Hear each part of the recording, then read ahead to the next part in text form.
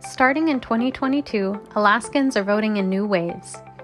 For state and federal elections, we will now have a nonpartisan primary to choose which candidates move on to the general election, and ranked choice voting in the general election. The nonpartisan primary lets you choose one candidate, regardless of their political party, to move on to the general election. Ranked choice voting lets you rank the candidates in order of preference, instead of voting for just one candidate. Let's see what it's like to vote a ranked choice ballot. Download a sample ballot from the Division of Elections website at the link in the description and follow along. In statewide and federal general elections, we will be using ranked choice voting. The top 4 candidates that people chose in the primary election appear on this ballot for you to rank. And there's also a place for you to write in your own.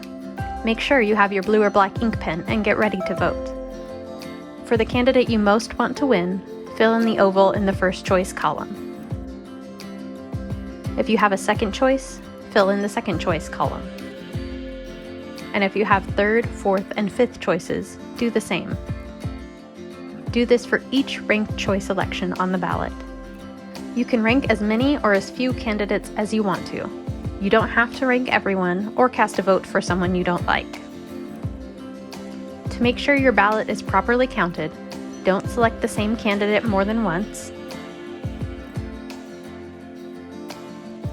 Skip a ranking. Or select more than one candidate in the same ranking.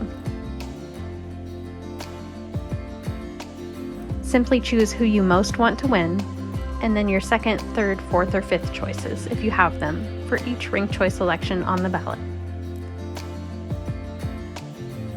Visit elections.alaska.gov for more information about how votes are counted with ranked choice voting and to learn more about the process. If you're a person with a disability who has questions about your voting rights or this new voting system, you can contact the Disability Law Center of Alaska at 1-800-478-1234 or visit our website at dlcak.org.